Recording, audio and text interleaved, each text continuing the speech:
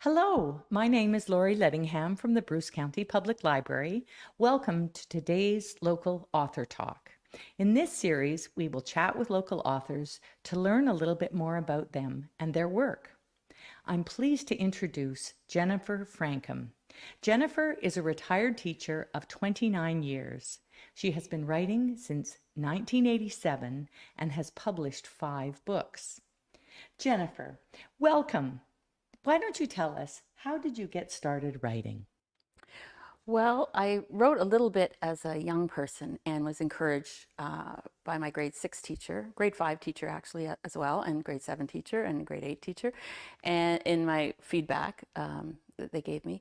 But then university was very much inputting information, and it wasn't until I was at the end of Teachers College and I went on a retreat in 1987, and it was couple of hours north of Kingston, and I ended up by the end of the weekend having a breakdown due to the vulnerable situation in the retreat, but also one of the teachers in training had brought a gun, and he started target shooting when he was angry, and this caused my dissociation, my complete loss of self, and I was in the hospital on the Monday morning.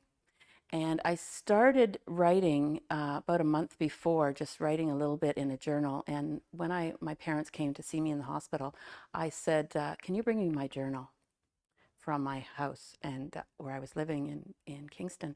And I said, I just need to write. And from then on, I often need to write. So I need to get the stories out, the thoughts out, the emotions out, and make some sense of them. Sometimes making sense of the senseless, and there's so much senseless going on all the time, but we try to make some thoughts about it and make some art about it. And so that's how I sort of started. Wow, that's very interesting. Can you tell us, what words would you use to best describe yourself as an author? So I would say I'm enamored with language, playful, thoughtful, attuned to detail, attentive. I'm an excellent eavesdropper. This works a lot of places, so you can just be there, and especially, once you get to a certain age, no one notices you anymore, so you're not on display, and that's wonderful for a writer. And also, I'd say reverent as far as language is concerned. So language can do so many things. It can make you laugh, it can make you cry, it can make you think, and it can stir up emotions, and it can make you reflect.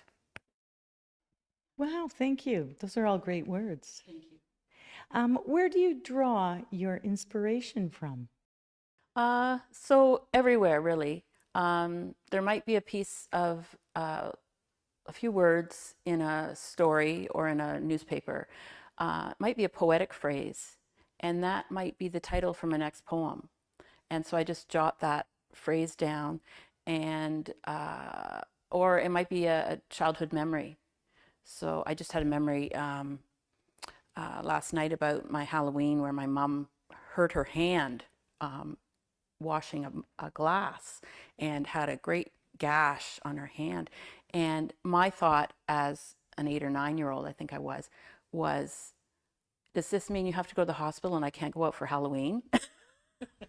So looking back at that child, that's what I was about. I was about myself. And you can give some thoughts to that child, and the perspective is different as you grow, and you see your parents' perspective as you get older. Yeah. Yeah. I don't know if that answered your question. I kind of wander sometimes, but No, yeah, no, yeah. that's a great way to answer that. What are your best tips for when you get stuck on a passage or idea, and how do you work through it? Okay, so I usually look through old journals and type up old poems that I haven't yet typed up. So during COVID, I think I wrote several hundred poems, and sometimes 3 or 4 a day, and then I'd go have a nap, and then maybe I'd get up, and when the library was open at the certain times, I'd come in and type a couple in the afternoon. And so just changing things up, or baking, a great one for anxiety, baking when my kids are on the road. And doing something different, having a shower, cleaning the fridge, changing things up so it's not so doesn't seem so important. It's just one of those other tasks. So your brain goes and works on it. The unconscious It's works on. the night shift. Yeah, the night shift. That's right. And sometimes waking up in the morning, you'll have an answer to that question or that problem that you had. And do you edit your poems when you move from the written poem to the typed? Oh, yes. Yeah, all the time. And there are several incarnations to every poem. Very rarely is there any poem just right the way it starts. There are many, many variations. And even after they're published, I tend to want to rework a few things. I think, well, that could scan a bit better. There's an extra syllable in there, even if it's not a rhyming couplet. There's an extra syllable in there that needs to flow better. There's a better word that can be used. So it's constantly revising and making things better, trying to make some art. I've been influenced by some of the best, Lorna Crozier and Susan Musgrave and Margaret Atwood and Earl Burney, Al Purdy. And I heard a lot of people read at University of Waterloo. They brought poets in to read, and when I heard Lorna Crozier, I thought, that's what I want to do. She wrote The Wild Geese, and I just so many wonderful phrases in that one poem, and I was transfixed. So I knew I wanted to do that. So that was sort of an entryway to. Oh, that's great.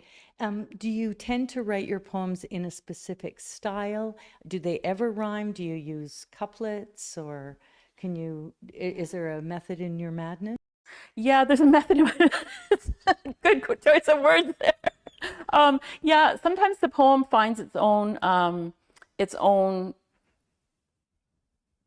type of poem. So I have a poem about my husband cooking. It's a sonnet, and I could read it. And I don't know how we're doing for time. Are we okay? That would be terrific. Okay, yes. I could read it. I don't know.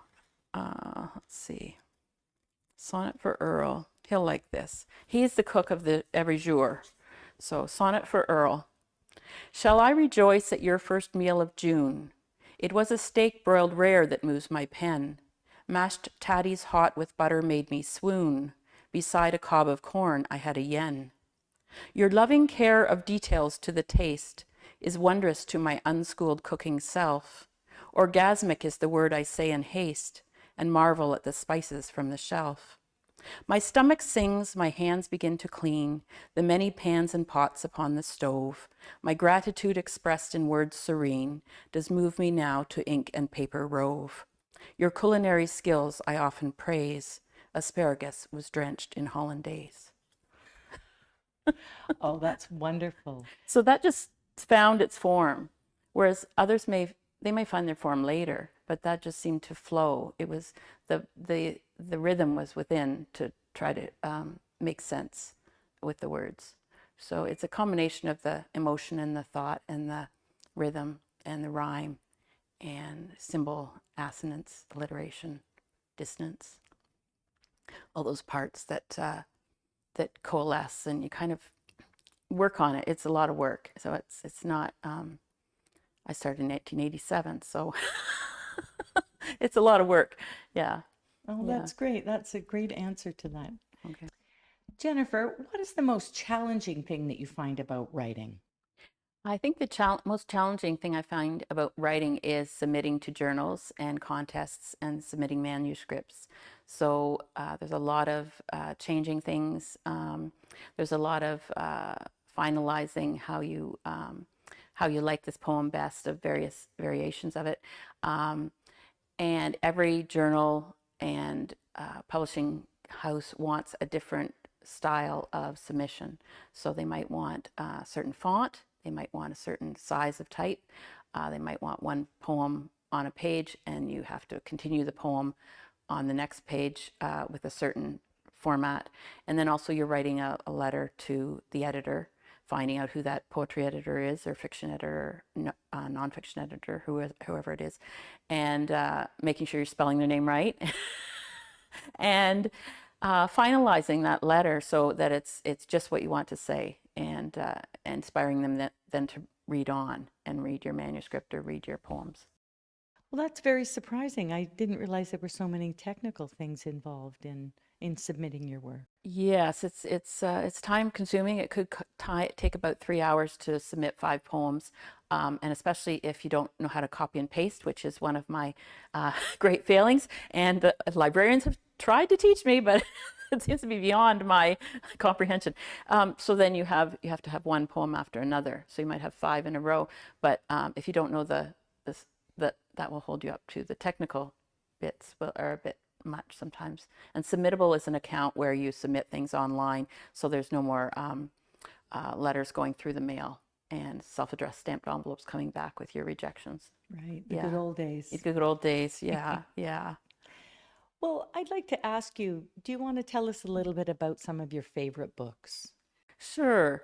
My favorite books change all the time. Some of the earlier ones are Black Beauty, Little Women, and Nancy Drew, Bobbsey Twins, Agatha Christie. And they change all the time depending on what I'm reading. I really enjoyed Grace, reading Grace by Paul Lynch about the Irish potato famine last spring.